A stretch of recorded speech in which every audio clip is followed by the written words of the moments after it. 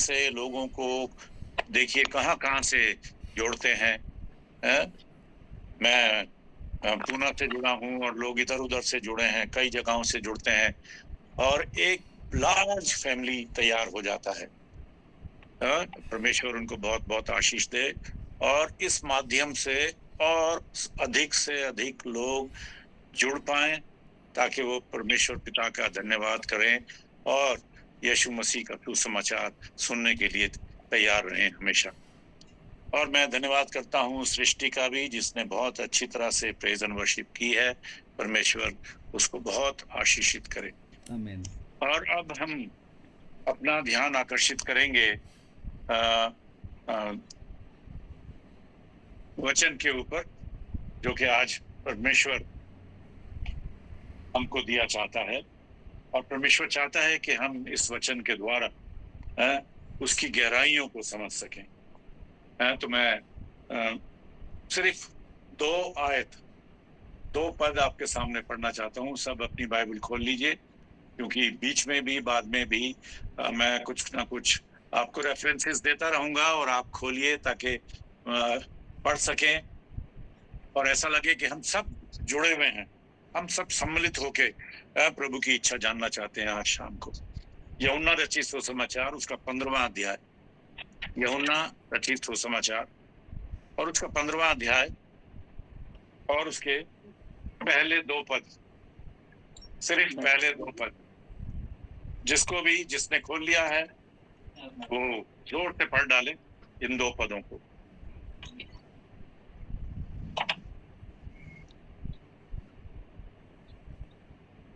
यूहन्ना रचित सुसमाचार 15वां अध्याय पहले 2 पद। जी, सच्ची दाखलता मैं हूँ और मेरा पिता किसान है। जो डाली मुझ में है और नहीं फलती उसे वह काट डालता है और जो फलती है उसे वह छांटता है ताकि और फले। आमीन। कितना सुंदर वचन यीशु मसीह ने अपने मुख से बोला है। मैं आप लोगों से एक डायरेक्ट क्वेश्चन पूछना चाहता हूँ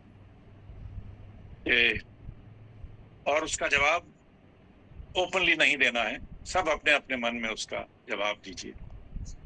देखिए परमेश्वर ने हम सबों को जितने हम लोग जुड़ गए हैं 60-61 लोग जुड़े हुए हैं इस माध्यम से, परमेश्वर ने हम सबों को आशीषित किया है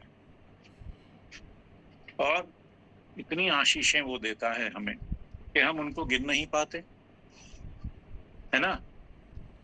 और हम उसका गुणगान करते रहते हैं, उसकी महिमा गाते रहते हैं। और शायद हमारे दिमाग में, हमारे दिलों में ये बात आती होगी कि हे परमेश्वर, इतने सब आशीषें तू क्यों हमें देता है? क्यों हमें देता है? क्योंकि जब हम आसपास अपने चारों तरफ देखते हैं तो हम देखते हैं कि बहुत लोग जो हैं हमसे कम आशीषित हैं, हमारे आस पड़ोस के लोग, लेकिन परमेश्वर ने हमें चुन लिया है, हमें चुन लिया है कि हमको आशीष देता है। तो ये हमें इस बात का हमेशा एहसास करना चाहिए कि परमेश्वर ने हमको इस दुनिया से अलग निकाला है कि वो हमको आशीषित करता रहे। और इस बात के लिए जितना हमसे धन्यवाद हो सके उतने धन्यवाद उसका करते रहना चाहिए, प्रार्थना करते रहना चाहिए, धन्यवाद करते रहना चाहिए। भगवान ने हमें, परमेश्वर ने हमें जीवन के उपहार और जीवन का आनंद लेने के लिए भौतिक आशीर्वाद दिए हैं, बहुत दिए हैं, हम गिन नहीं सकते। और जब ऐसी स्थिति में हमारा जीवन व्यतीत हो रहा है तो हमें एक बात याद करनी चाहिए कि इन सब आशीष देने का एक रीजन है। और वो रीजन क्या है कि परमेश्वर ने हमको इस सृष्टि के पहले से ही चुन रखा है। कोई निकाल ले इफिसियों इफिसियों की पत्री और उसका पहला अध्याय, इफिसियों और उसका पहला अध्याय और उसका चौथा पद देखिए क्या लिखा है।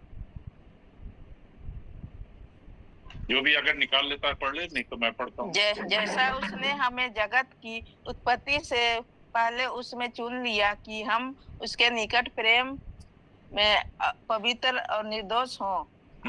देखिए, मतलब उत्पत्ति से पहले उसने हम सबों को चुन लिया है, और चुना है किस लिए? कि हम उसके निकट प्रेम में पवित्र और निर्दोष हों। तो जब उसने हमको कॉलिंग दी है, कॉल किया है, चुन लिया है, तो बहुत जरूरी हो जाता है कि हम उसके निकट रहें। और निकट किस में रहें? प्रेम में, और प्रेम में पवित्र हों और निर्दोष हों।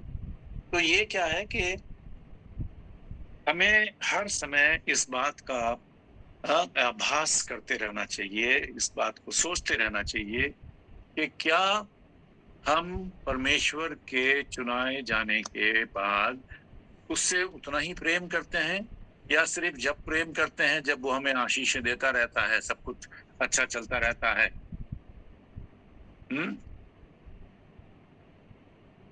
तो इस बात का हमें ध्यान रहना चाहिए। क्या हम अपने जीवन का उद्देश्य बार बार याद करते हैं या भूल जाते हैं? हम अक्सर भूल जाते हैं, लेकिन परमेश्वर चाहता है कि हम अपने जीवन के उद्देश्य को बार बार याद करें, सुबह उठते हुए, शाम को सोते वक्त भी। ये परमेश्वर ने हमें बनाया क्यों है, परमेश्वर ने हमें चुना क्यों है। और परमेश्वर ने आज नहीं चुना हमें, तो हमारी उत्पत्ति से पहले ही हमारे घर में पहुंचने के वक्त ही उसने हमको चुन लिया था कि हम प्रभु यीशु मसीह के अनुयायी होंगे, उसके चेले रहेंगे। मैं कोशिश कर रहा हूं कि शुद्ध हिंदी बोलूं, अगर कोई शब्द गलत हो तो मेरे को माफ करिएगा। मैं पूरी कोशिश कर रहा हूं कि सब कुछ हिंदी में ही आपके सामने प्रस्तुत करूं। तो हमें, जब हम अपने जीवन के उद्देश्य को याद कर लेते हैं और तब देखते हैं कि परमेश्वर हमको इतनी आशीषें दे रहा है और हम उसका धन्यवाद करते रहते हैं, और अगर कोई झटका हमको लग जाता है तब हमारा क्या रिएक्शन होता है? मान लीजिए अचानक से मेरे को एक बीमारी घेर लेती है, और बीमारी ऐसी घेर लेती है कि मैं उठ नहीं पाता हूँ, चल नहीं पाता हूँ, काम पर नहीं जा पाता हूँ। तब हमारा रिस्पॉन्स क्या होता है? क्या हम कुड़कुड़ाने लग जाते हैं? क्या हम परमेश्वर से प्रार्थना करना बंद कर देते हैं? क्या हम उसके ऊपर विश्वास करना बंद कर देते हैं? या जब बीमारी होती है और चलती रहती है तो क्या हम दूसरे लोगों पर विश्वास करने लगते हैं? 10 लोगों से पूछते हैं कि भाई मैं क्या करूं, कहाँ जाऊं कि मैं चंगा हो जाऊं, और भूल जाते हैं कि यीशु मसीह तो सबसे बड़ा चंगाकार है, वो तो द ग्रेटेस्ट हीलर है। जब वो इस दुनिया में था तो कितनी भीड़ उसके पीछे चलती थी, सारे लोग उसको ढूंढते फिरते थे। क्यों? क्योंकि लोग ये कहते थे कि अगर हम उसके वस्त्र को भी छू लें या उसकी छाया में भी आ जाए तो चंगे हो जाएंगे। इतना विश्वास उसके ऊपर रखते थे। और हम जो यीशु मसीह के विश्वासी हैं, जब हमको कोई झटका हमारे जीवन में आ जाता है, लगता है, तो हमारा विश्वास डामाडोल क्यों होता है? ऐसा नहीं होना चाहिए। आज परमेश्वर हमसे बात करना चाहता है और हम इस बात की तरफ ध्यान देंगे कि परमेश्वर के द्वारा शोधन हमारे जीवन में कितना महत्वपूर्ण होता है, कितना जरूरी होता है। जब हमने परमेश्वर को, प्रभु यीशु मसीह को स्वीकार किया, तो हम यीशु मसीह की दाखलता में जुड़ गए। हम उसकी दाखलता की एक डाली बन गए, है ना। और हम जब यीशु मसीह की डाली की दाखलता में डाली हैं, तो वो हमारा पूरा ख्याल करेगा।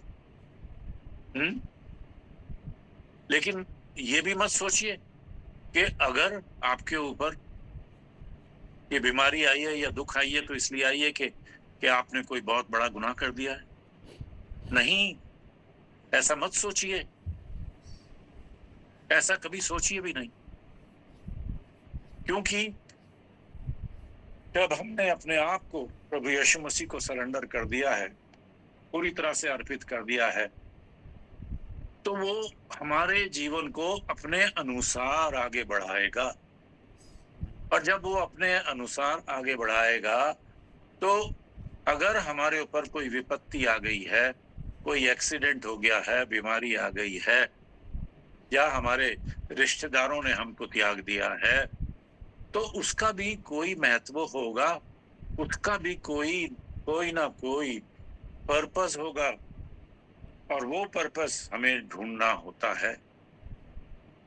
कभी कभी ऐसा होता है कि एकदम से हमको नहीं पता चल पाता कि ये क्यों हो रहा है, लेकिन जब हम परमेश्वर की ओर अपने ध्यान को केंद्रित करते हैं, तो सब कुछ हमको पता चलने लगता है।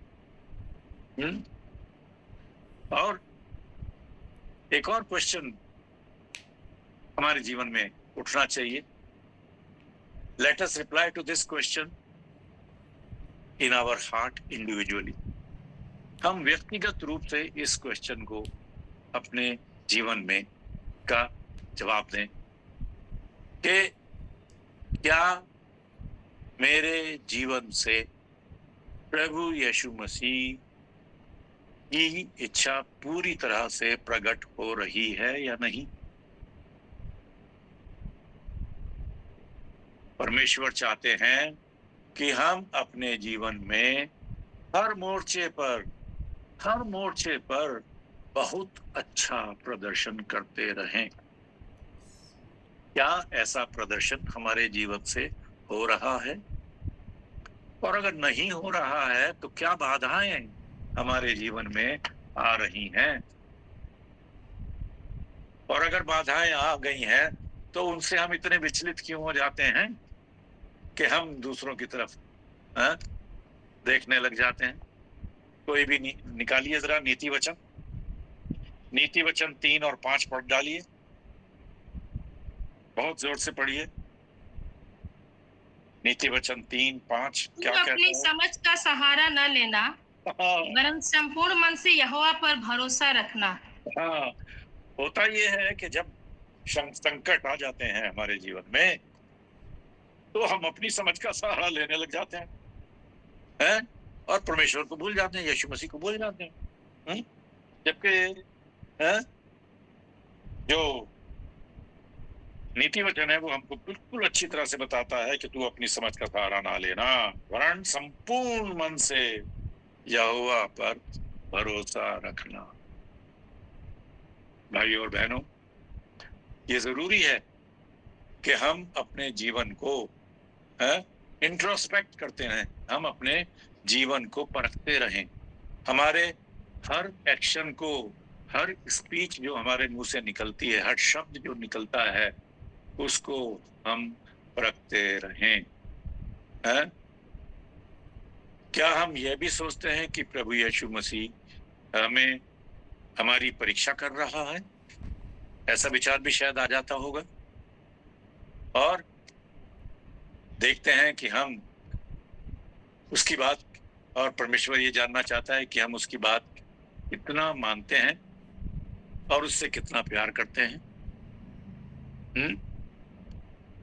ये भी हमें सोच लेना चाहिए कभी कभी।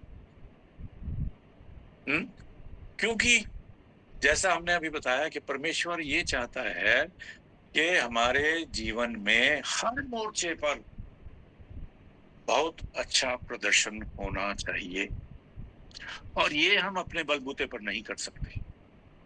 हम अपने बलबूते पर अच्छे से अच्छा प्रदर्शन नहीं कर सकते, और उसके लिए पवित्र आत्मा का हमारे साथ होना बहुत ही जरूरी है। जब पवित्र आत्मा की अगुवाई और पवित्र आत्मा की सामर्थ हमारे साथ होगी तो हम अच्छे फल ला सकते हैं। यूहन्ना रचित सुसमाचार का दूसरा का 15वां पद और उसका दूसरी आयत क्या कह रहा है? जो डाली मुझ में है और नहीं फलती उसे वह काट डालता है, और क्या होता है? वो जलाई जाती है। और जो फलती है, हम अपने जीवन में फल ला रहे हैं, लेकिन हमारा प्रदर्शन उतना अच्छा नहीं जितना कि हमसे एक्सपेक्टेड है। तब क्या होता है? प्रभु यीशु मसीह उससे छांटता है, और छांटना जो है वो हम सबों को बहुत अच्छा नहीं लगता। जब हमारी कटाई छटाई होती है ताकि हम अच्छे फल ला सकें, तो वो शायद हमको अच्छा नहीं लगता, भाता नहीं है। मैं कोई किसान तो नहीं हूं, लेकिन मुझे गार्डनिंग में बहुत शौक है, और मैं अपना काफी समय इस गार्डनिंग में लगा देता हूँ। जब जब मेरे को अवसर मिलता है, मैं पौधों के बीच में चला जाता हूँ और देखता हूँ कि पौधों का स्वास्थ्य कैसा है। अगर मुझे लगता है कि कोई डाली जो है सूख सी रही है तो मैं उसको काट देता हूँ। या अगर फूल आ गया है और फूल सूख चुका है तो मैं उसको उस पेड़ पे नहीं रहने देता, मैं उसको कैंची से काट के हटा देता हूँ। क्यों? ताकि वो पौधा जो है स्वस्थ दिखे, उसमें कोई चीज मुरझाई भी सूखी हुई ना दिखे। प्रभु यीशु मसीह भी इसी तरह से हमारे जीवन को काटता छांटता है ताकि हमारे में अच्छा फल पैदा हो। अभी कई दफा ऐसा भी होता है कि परमेश्वर ने, प्रभु यीशु मसीह ने हमें सुना है कि हम उसके बताए हुए मार्ग पर चलें, लेकिन क्या होता है कभी कभी क्या है, हम अपनी समझ का सहारा लेते हैं और अपनी समझ से अपने जीवन को व्यतीत करना शुरू कर देते हैं। लेकिन परमेश्वर क्योंकि हमसे, यीशु मसीह क्योंकि हमसे प्रेम करता है और वो चाहता है कि हम बराबर अपने पुराने अच्छे रास्ते पर आ जाएं। अब पुराने अध्याय में देखिए कि हम कितनी एग्जाम्पल्स इस तरह की मिलती हैं कि परमेश्वर के बताए हुए, परमेश्वर के चुने हुए जनों ने परमेश्वर के बताए हुए मार्ग को त्याग दिया और अपनी मर्जी से जो कुछ चाहा वो करने लगे। सबसे पहले मैं योना नबी के बारे में बात करना चाहता हूँ। और योना नबी की योना नबी की पुस्तक, उसका पहला अध्याय में से एक पद में पढ़ रहा हूं। योना परमेश्वर की बातें नहीं मानना चाहता था। देखिए, उसके पास ऑप्शन था। जब परमेश्वर ने उससे बात की, उसको एक संदेश दिया, तो उसके पास ऑप्शन था कि उसको माने या ना माने। और वचन हमको ये बताता है कि योना परमेश्वर की बातें नहीं मानना चाहता था। क्या हम भी ऐसा करते हैं कभी कभी कि जब हमारे सामने ऑप्शन होता है कि हम उसकी, परमेश्वर की बताए हुए मार्ग पर चले, तो हम उसकी बात को नहीं मानना चाहते हैं? अगर ऐसा करते हैं तो गलत करते हैं। देखिए फिर आगे पढ़ते हैं। योना परमेश्वर की बातें नहीं मानना चाहता था, सो योना ने यहोवा से कहीं दूर भाग जाने का प्रयत्न किया। हम भी भाग जाते हैं उससे दूर। अब सब अपने अपने अतीत में सोचने की कोशिश करें कि कब कब ऐसा वक्त आया मेरे जीवन में जब मैं परमेश्वर से दूर भाग गया। हम में से सब ये नहीं कह सकते कि हम कभी परमेश्वर से दूर नहीं भागे। नहीं, हम भाग जाते हैं दूर, क्योंकि मसीही जीवन में शैतान हमको कभी भी एक सार सही रास्ते पर चलने नहीं देता है। वो हमारे जीवन में या तो बाधाएं डालता है या आजमाइशें डाल देता है, और आजमाइश में पड़कर हम प्रभु यीशु मसीह के बताए हुए मार्ग से विचलित हो जाते हैं, दूर भाग जाते हैं। क्या ऐसा हुआ है? अगर ऐसा हुआ है तो हमें प्रभु यीशु मसीह से क्षमा मांगनी चाहिए। यहाँ देखिए, बताया जा रहा है कि योना जो है दूर भाग जाने का प्रयत्न करने लगा, लेकिन क्योंकि परमेश्वर हमें प्यार करता है और वो नहीं चाहता कि हम उससे दूर भागें, तो वो क्या करता है? हमको वापस सही मार्ग पर ले आने की पूरी कोशिश करता है और अल्टीमेटली ले आता है। और यहाँ पर हमको योना नबी की सारी कहानी हम सबों को मालूम है। योना नबी को आदेश दिया गया था कि निनेवा शहर में जाकर प्रचार करें कि लोग अपने गंदे जीवन का पश्चाताप करें और सही रास्ते पर आ जाएं। लेकिन योना के दिमाग में पता नहीं क्यों इस तरह की बात आ गई कि नहीं, अगर निनेवा के लोगों ने गुनाह किया है, परमेश्वर से दूर हैं, तो उनको दंड मिलना ही चाहिए, उनका विनाश होना ही चाहिए।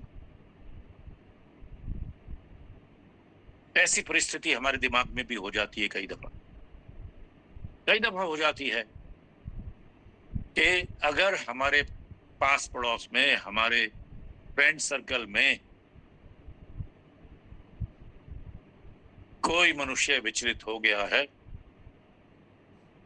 तो शैतान हमारे दिल में ऐसी बात डाल देता है कि नहीं, उसने गलत काम किया है तो उसको दंड मिलना ही चाहिए। जबकि प्रभु यीशु मसीह महान दयावान है, परमेश्वर पिता दयावान है, कंपैशनेट है, और हमारे ऊपर कंपैशन करता है, हमारे ऊपर दया करता है, और हमारे ऊपर दया करके वो हमारे गुनाह को माफ करता है, हमारी गलतियों को माफ करता है, हमारे विचलित होने को माफ करता है, और वो हमको सही रास्ते पर लाता है। लेकिन योना को ये चीज ये चीज बर्दाश्त नहीं हुई, और बर्दाश्त नहीं हुई तो वो परमेश्वर से दूर भाग जाता है। योना ने एक नौका ली जो सुदूर नगर तर्शीश को जा रही थी। योना ने अपनी यात्रा के लिए धन दिया, अपना टिकट लिया, और वह नाव पर जा चढ़ा।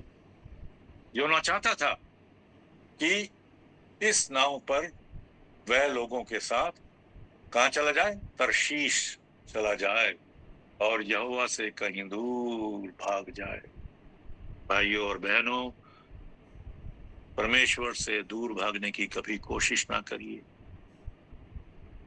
अगर हमारे पर संकट भी आए तो भी हमें परमेश्वर से दूर भागने की कोशिश नहीं करनी चाहिए। आगे की कहानी आप सबको मालूम है कि किस तरह से परमेश्वर ने योना नबी को फिर से सही रास्ते पर लाया। और उससे पहले योना ने अपने पाप का अंगीकार किया। कहां से? जब वो मछली के पेट में था, तब उसने यहोवा की दुहाई दी, और यहोवा ने उसकी दुहाई को सुनकर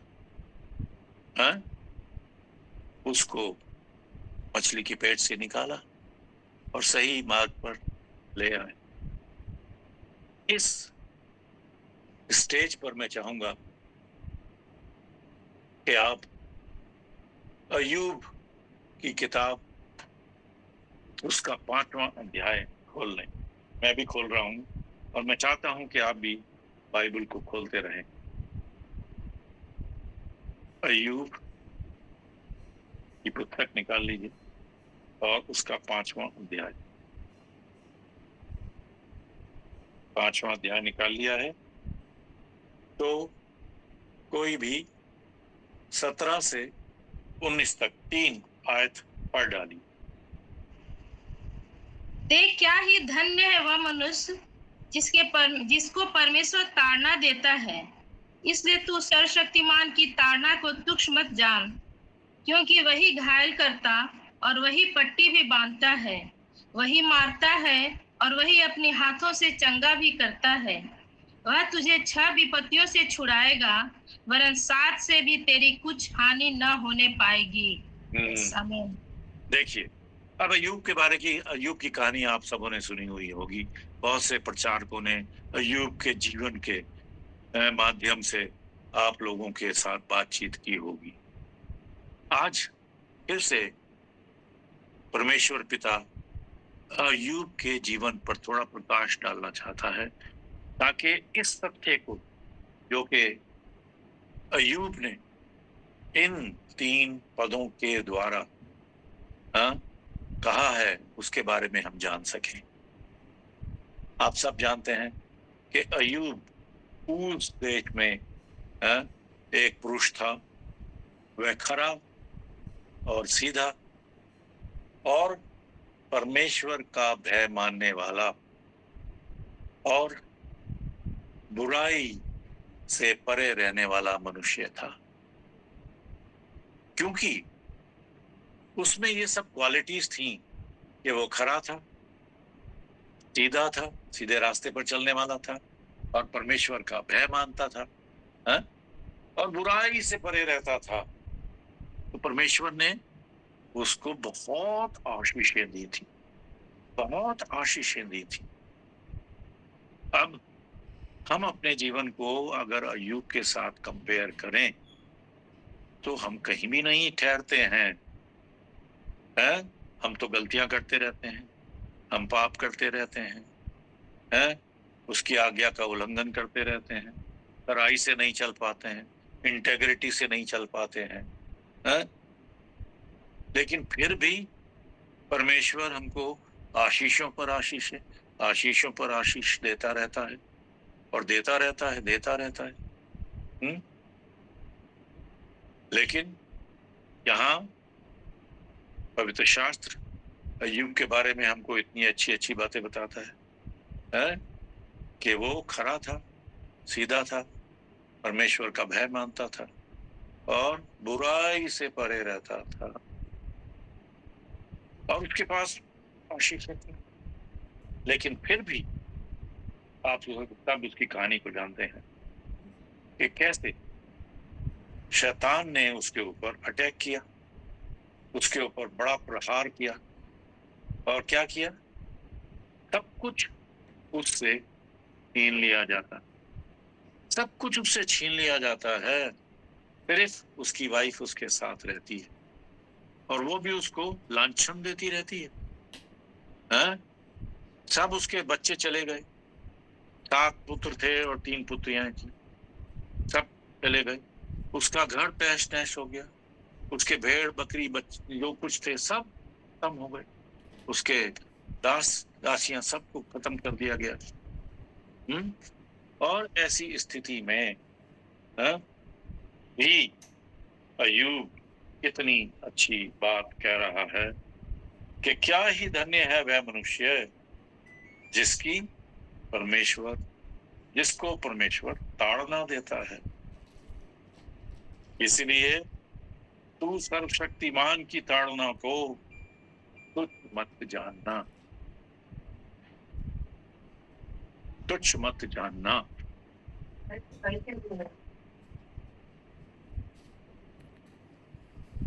कितनी बड़ी बात अय्यूब के मुख से निकली है, और यही बात पौलुस नहीं, शायद पौलुस नहीं है, इब्रानियों का लिखने वाला आज तक हमें पता नहीं चला है, लेकिन इब्रानियों का लिखने वाला भी यही बात को इको कर रहा है, इसी बात को बोल रहा है। हम निकाल लें इब्रानियों की पत्री,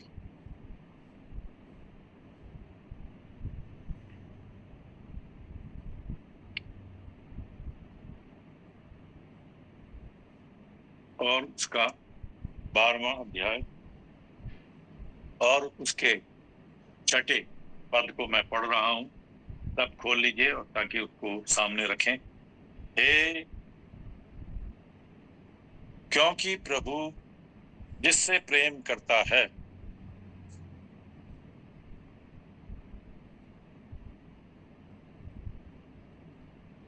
क्योंकि प्रभु जिससे प्रेम करता है उसकी ताड़ना भी करता है, और जिसे पुत्र बना लेता है उसको कोड़े भी लगाता है।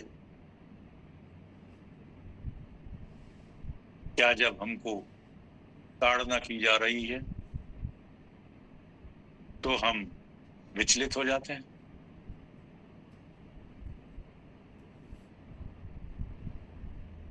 उसने तो हमें अपना पुत्र और पुत्री स्वीकार कर लिया है शुरू से ही। जैसे ही हमने प्रभु यीशु मसीह के ऊपर विश्वास किया, हम परमेश्वर के पुत्र और पुत्री हो गए हैं। और जितने भी माँ बाप आज इस वचन को सुन रहे हैं, वो मेरे साथ इस बात के लिए सहमत होंगे कि अगर उनके बेटे या बेटियां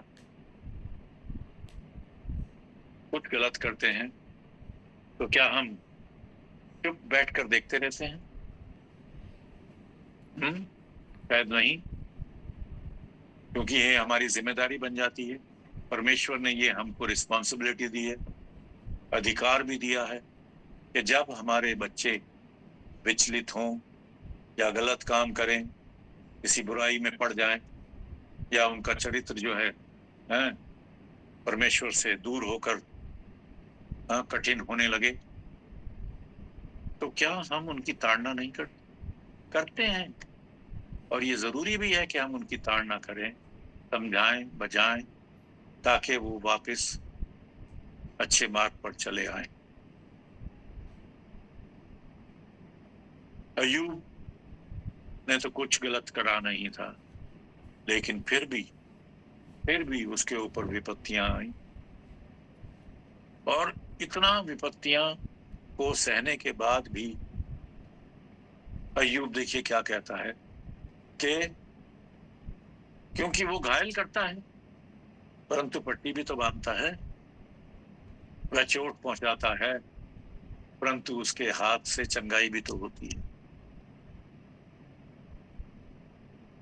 कभी भी हमको वायलेंटली रिएक्ट नहीं करना है। अगर हमारे पर मुसीबत आ गई है, दुख आ गई है, बीमारी है जो हमको छोड़ नहीं रही है, तो हमें विश्वास में कायम रहना है, हमें उससे दूर नहीं जाना है। और तब हमें देखिए कि कितना रिवॉर्ड मिलता है। परमेश्वर हमको रिवॉर्ड देता है। देखिए, जब कभी अगर हमारे पर संकट आ गया है और अगर देर हो रही है हमको उद्धार पाने में, छुटकारा पाने में, तो इस आयत को याद रखिए जो अभी हम पढ़ने वाले हैं। यशाया नबी की पुस्तक निकाल लीजिए मेरे साथ। यशाया नबी की पुस्तक निकाल लीजिए और उसका 48वां अध्याय, और 48वें अध्याय की 10वीं आयत कोई भाई या बहन पढ़ दे, जोर से पढ़। ये परमेश्वर देख मैंने तुझे निर्मल तो किया परंतु चांदी के समान नहीं, मैंने दुख की भट्टी में परख कर तुझे चुन लिया है। देखिए कितनी सुंदर बात यशाया नबी के द्वारा हम तक परमेश्वर ने पहुंचाई है कि ठीक है, उसने हमें चुना है, निर्मल किया है ना। जब हमने यीशु मसीह को एक्सेप्ट किया, स्वीकार किया, तो हमारा शुद्धिकरण तो हुआ, लेकिन फिर भी पूरी तरह से शायद हमारा शुद्धिकरण नहीं हुआ, क्योंकि हमारी मानसिक स्थिति टोटली नहीं बदली, न्यू क्रिएशन पूरी तरह से नहीं हुआ है। तो परमेश्वर पिता क्या कह रहा है कि मैंने तुझे निर्मल तो किया परंतु चांदी के समान नहीं, अब भाई और बहनों, अगर अगर हम कभी ज्वेलर के पास गए हैं, मुझे ऐसा एक अवसर मिला जबकि मैं भिवानी शहर में अपने पिता के साथ था। मेरे पिता जो थे वो भी सेवक थे, वो भी पादरी साहब थे और भिवानी जगह में थे। और जब हमारी सबसे बड़ी बहन की शादी होने वाली थी, तो जो कुछ थोड़ी बहुत ज्वेलरी वो बनवा सकते थे, उसको बनवाने के लिए एक ज्वेलर जो कि मिशन स्कूल में, जिसका बेटा मिशन स्कूल में पढ़ा था, उसने कहा कि पादरी साहब, आपको जो भी ज्वेलरी बनवानी हो मेरे पास आ जाइए। और तो मुझे भी एक दफा ये अवसर मिला, और वो चांदी और सोने दोनों का काम करता।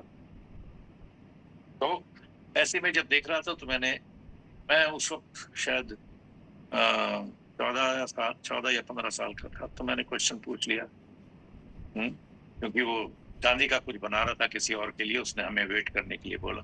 तो हम देख रहे थे, मेरे पिताजी भी बैठे हुए थे और मैं भी बैठा हुआ देख रहा था कि वो चांदी को एक क्रूसिबल के अंदर गर्म कर रहा। तब उसने बताया कि देखिए, इस चांदी को मैं जब तक जलाता रहता हूँ, जब तक कि इसमें से सारा अवगुण ना निकल जाए, सारी इम्प्योरिटी मैं उसको निकाल लेता। और उसकी इम्प्योरिटी निकलने का टेस्ट क्या होता है कि मेरे को इसमें अपनी इमेज दिखनी चाहिए। जब दिखने लग जाती है तो मैं समझता हूँ कि हाँ, ये इसमें से सारी इम्प्योरिटीज जो है निकल गई हैं। और वो प्रोसेस बड़ा पेनफुल है। तो यहाँ पर जो यशाया के माध्यम से हमको बताया जा रहा है कि परंतु चांदी के समान नहीं। तो अगर हमारे पर जो मुसीबत आई है और वो परसिस्ट कर रही है, रह रही है, और उसको हमारी बीमारी को जाने में थोड़ा टाइम लग रहा है, तो हमारा ट्रायल जो प्रोसेस है चल रहा है। और इसलिए हमें उसके ऊपर विश्वास कम नहीं करना चाहिए। परमेश्वर के ऊपर हमारा विश्वास कम नहीं होना चाहिए है। अभी याकूब की तरफ तो, ये अय्यूब की तरफ तो देखिए कि कितना दुख और संकट उसने सहे हैं। एक के बाद एक मुसीबत आती गई, और फिर यहाँ तक के उसके शरीर के ऊपर सारे फफेले हो गए। अभी 2 दिन पहले मेरे साथ एक एलर्जी हुई मेरे हाथ में, मैं दिखा नहीं सकूंगा। तो मेरे राइट हैंड के ऊपर की तरफ बिल्कुल लाल एकदम एलर्जी हो, और बहुत उसमें खुजली मच रही थी, बहुत दुख हो रहा था मेरे को है। तब मुझे अय्यूब के बारे में याद आया कि उसके तो पूरे शरीर पर फफोले थे, और वो टीकरे से अपने आप को बुझाता था जब उसको खुजली होती। कितना संकट उसने सहा, लेकिन उसका विश्वास परमेश्वर पर अटूट रहा। वो आखिर तक परमेश्वर की बड़ाई करता रहा, और उसने अपनी वाइफ को भी ताड़ना दी कि क्या हम हर अच्छी चीज परमेश्वर से लेते रहें और बुरी चीज ना लें। भाई और बहनों, परमेश्वर आज शाम को हमको ये चीज बताना चाहता है कि हमें अपने विश्वास में दृढ़ रहना। देख, मैंने तुझे निर्मल तो किया, परंतु चांदी की नाई नहीं। मैंने दुख की भट्टी में परख कर तुझे चुन लिया है। जब हम दुख की भट्टी में से निकल रहे हैं तो धैर्य रखें, विश्वास रखें। अब इस बात को अभी मैं खत्म करने से पहले आपका ध्यान यूसुफ की तरफ भी ले जाना चाहता। देखिए, प्रभु परमेश्वर पिता ने यूसुफ को अपने काम के लिए चुन लिया था हैं?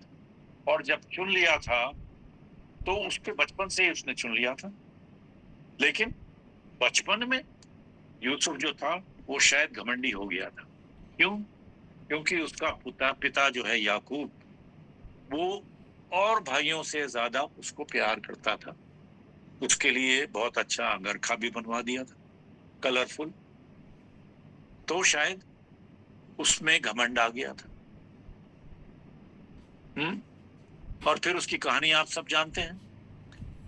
भाई और बहनों, परमेश्वर ने मुझे चुना कि मैं हगाई इंस्टीट्यूट का फैकल्टी मेंबर भी रहा हूं। तो मेरा जो पेट सब्जेक्ट होता था, जो मुझे दिया गया था, वो था इंटेग्रिटी। और उस इंटेग्रिटी सब्जेक्ट को मैं 5 लेक्चर्स में, एक लेक्चर जो था वो 90 मिनट्स का होता था, और पावर प्रेजेंटेशन के द्वारा मैं ये सब्जेक्ट 5 लेक्चर्स में लेता था। और एक लेक्चर में मैं सिर्फ यूसुफ के बारे में बताता था। और भाई और बहनों, यूसुफ की कहानी हमारे सामने जो है, वो एक बहुत ही सुंदर कहानी है, जिसमें उतार चढ़ाव बहुत हैं। और हमको पता चलता है कि परमेश्वर हमारे जीवन में किस तरह से कार्य करता है और कर सकता है। और जब उसने हमें चुन लिया है, तो परमेश्वर हमको छोड़ता नहीं है, हमारे वो साथ रहता है। अब देखिए कि यूसुफ की कहानी कैसे शुरू होती है। आप सब जानते हैं कि उसके भाइयों ने उससे बदला लेने के लिए उसको खड्डे में डाल दिया था, लेकिन परमेश्वर यूसुफ के साथ था। शायद उस वक्त यूसुफ को नहीं ये पता नहीं होगा कि परमेश्वर उसके साथ है, ये बाद में जाके उसको पता चला होगा, लेकिन परमेश्वर उसके साथ था। तभी तो उसके एक भाई ने उस खड्डे से उसको निकाल कर बेच दिया था। और वो कहाँ आ गया था? मिस्र में आ गया था। और मिस्र में आकर भी परमेश्वर उसके साथ था। जब आप इस वचन को पढ़ेंगे, उत्पत्ति की पुस्तक, उसका 37, 38, 39 अध्याय आप घर पर जाकर पढ़िए, तो आपको पता चलेगा कि परमेश्वर, बाइबल में कितनी जगह ये लिखा है, यहोवा उसके संग था, यहोवा उसके संग था। कई जगह लिखा हुआ है जब उसकी कहानी को पढ़ेंगे, है खास तौर पर जब आप उसके 39वें 39 चैप्टर के 2nd वर्ष को पढ़ेंगे। मैं पढ़ता हूं आपके सामने। और यूसुफ अपने मिस्री स्वामी के घर में रहता था, है ना। जब उसको बेच दिया गया था और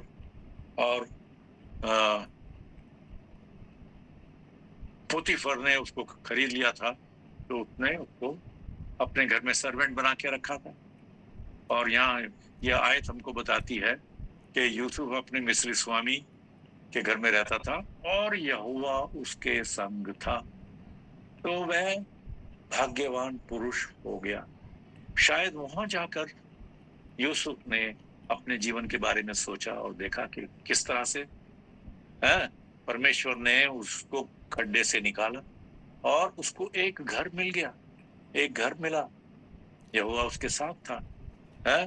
फिर बाद में क्या हुआ वो आपको पता है कि फिर एक झटका उसके जीवन में आया, और वो झटका ऐसा था कि वो निर्दोष होते हुए भी उसको जेल में रहना पड़ा, और जेल में और कैदियों के साथ रहता था।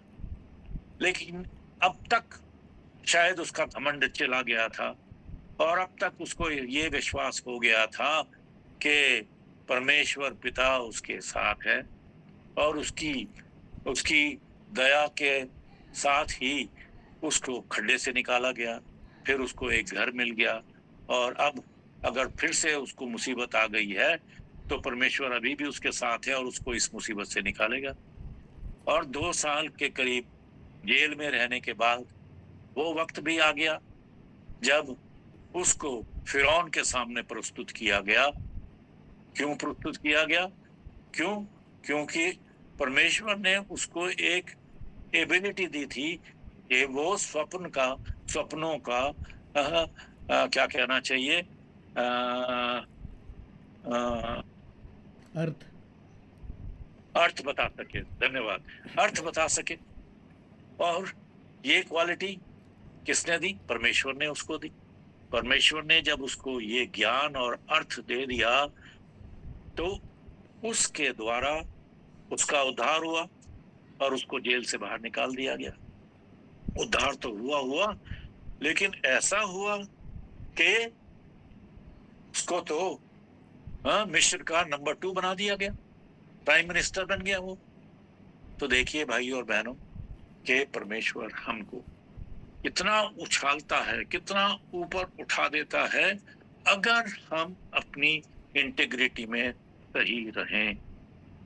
मुसीबतें आएंगी, ताड़ना हमको मिलेगी, है, संकट आएंगे, और अगर संकट लंबे भी हों तो भी हम विश्वास में दृढ़ रहें, तब हमको परमेश्वर जो है पूरे रूप से उठाता है। कोई प्लीज निकाल लीजिए भजन संहिता 34 और 18। देखिए क्या दाऊद क्या कहता है। दाऊद क्या कहता है, कोई भी पढ़ लीजिए भजन संहिता 34 18वें पद।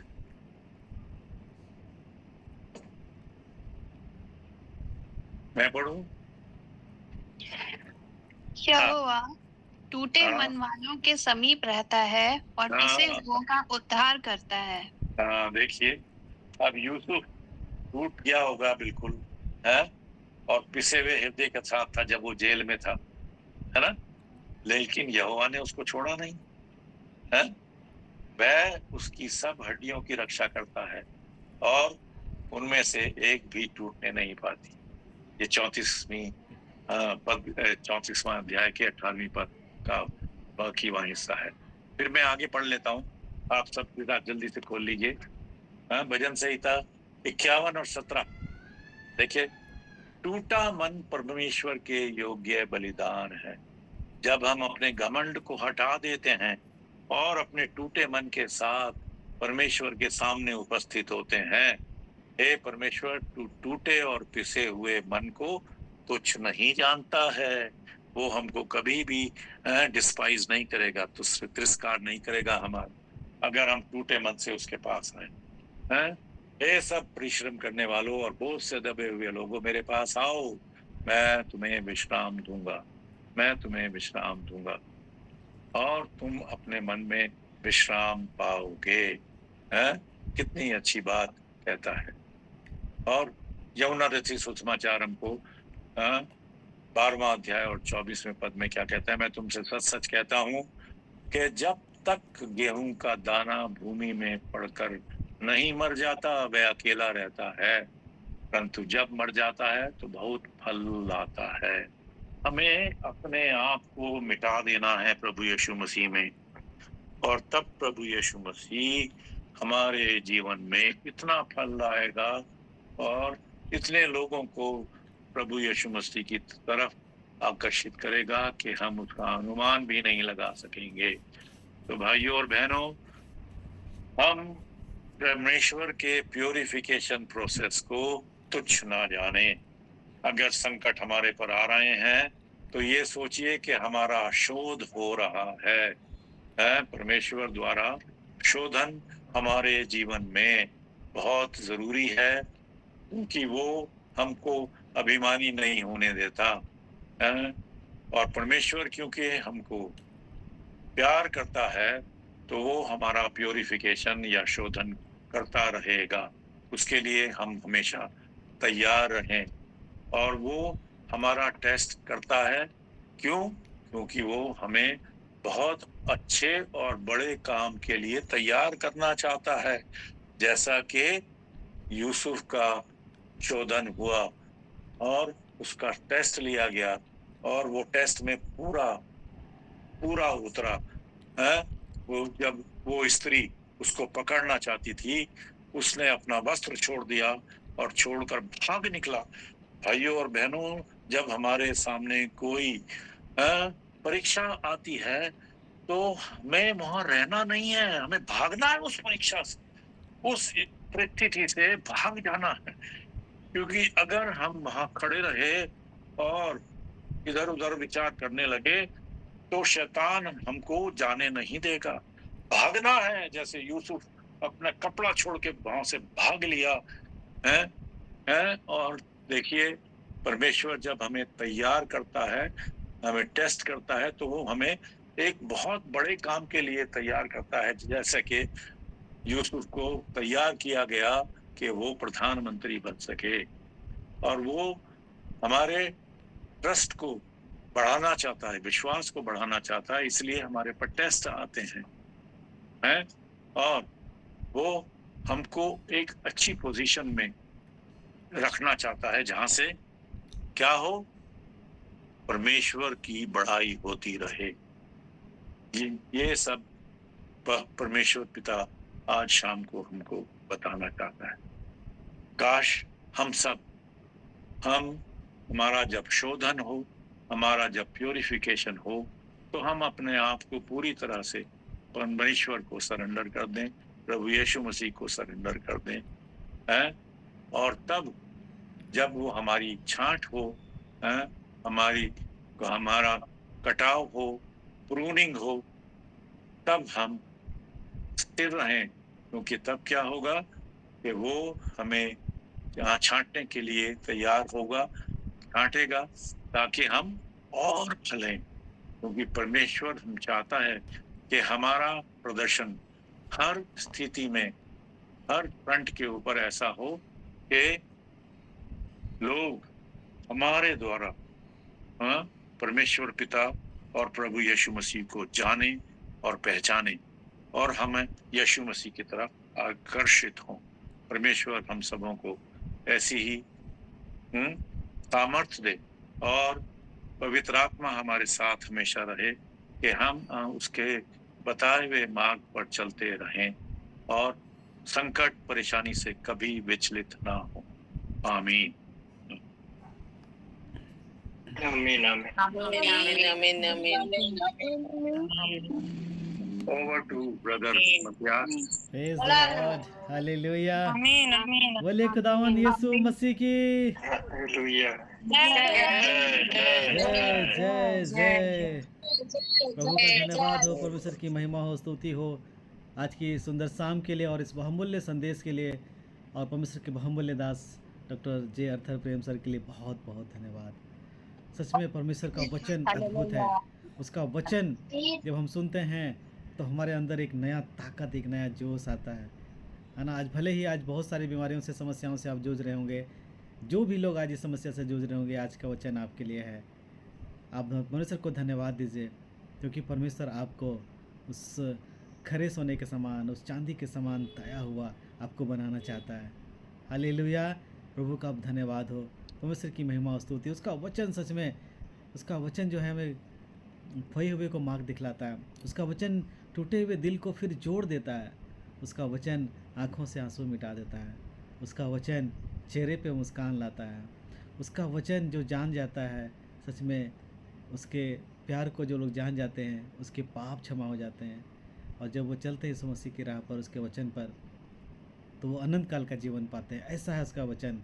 भले ही आज दुख में, तकलीफ में, सकेती में आप जी रहे होंगे, लेकिन ये आशा और उम्मीद और भरोसा आपके पास है कि एक दिन ये सारी बातें जाती रहेंगी, और हम और आप परमेश्वर के उस राज्य में अनंत काल के लिए महिमा, स्तुति, धन्यवाद, आराधना सदा सर्वदा आनंद और खुशी के साथ, जहाँ न दुख है, न क्लेश है, न तकलीफ है, न पीड़ा है, न श्राप है, न भूख है, न प्यास है, उस राज्य में ले जाने के लिए आज हो सकता है हम और आप दुख और तकलीफ में हैं, लेकिन यकीन रखिए, विश्वास रखिए, ये सारी बातें जाती रहेंगी और सब कुछ नया हो जाएगा। प्रभु का बहुत बहुत धन्यवाद, बहुत बहुत धन्यवाद इस बहुमूल्य संदेश के लिए, और इतना सुंदर तरीके से, इतना नम्रता से, विनम्रता से और शुद्ध हिंदी से आपने इतनी संदेश को दिया। बहुत बहुत धन्यवाद, आभार। और आरंभिक दिनों में जब आप आते थे तो वो हिंदी नहीं बोल पाते थे, और उसके लिए हमें एक ट्रांसलेटर खोजना पड़ता था और वो इंग्लिश में बोलते थे, और हमें एक ट्रांसलेटर की आवश्यकता पड़ती थी। लेकिन परमेश्वर का धन्यवाद हो कि परमेश्वर ने इन दिनों में उसको एक बहुत अच्छा हिंदी बोलने के लिए सहायता किया। और सच में एक पासवान के बेटे थे, जैसे उन्होंने बताया, एक पास्टर के बेटे थे, लेकिन परमेश्वर ने उनको धूरे से उठाकर चट्टान पे खड़ा किया। भारतीय प्रशासनिक सेवा में रहे और सच में परमेश्वर ने बहुत अद्भुत रीति से इनके जीवन में काम किया। पिछले दिनों में भले ही कुछ समस्याएं परेशानियां आई, लेकिन उसमें से भी परमेश्वर ने इसको नहीं छोड़ा और परमेश्वर ने इनको संभाले रखा, जीवित रखा, ताकि उसकी द्वारा, है ना, सर के द्वारा परमेश्वर की महिमा होने पाए। सो बहुत बहुत धन्यवाद करते हैं और हमारी दुआ है, प्रार्थना है, परमेश्वर आपको लंबी आयु दे, परमेश्वर आपको स्वस्थ रखे और सुरक्षित रखे, आपको, आपके परिवार को और आपके बच्चों को और आपकी मिनिस्ट्री को परमेश्वर बहुत आय से ब्लेस करे। हम सब की दुआ है, हम सब की प्रार्थना है और हमेशा जब भी मौका मिले, समय मिले, आप हमारे साथ जुड़ सकते हैं। जी हाँ, जी हाँ, जी हाँ, आप मुझे याद कर सकते हैं कभी भी, जब भी आप याद करेंगे। मैं 1-2 दिन इधर-उधर होंगे, लेकिन मैं आपके लिए तैयार रहूंगा। ये मेरा आपको आश्वासन है। Thank you very much. Thank you so much. Thank you ji, thank you ji uncle, आप लेफ्ट हो सकते हैं, रेस्ट ले सकते हैं, रेस्ट कर सकते हैं, जी हाँ, या हमारे साथ बने जी रह हाँ, सकते हैं, थैंक यू जैसे आपकी जी, इच्छा। Thank you. जी हाँ, जी हाँ, मैं निकलना चाहूँगा। धन्यवाद। जी जी, थैंक यू वेरी मच।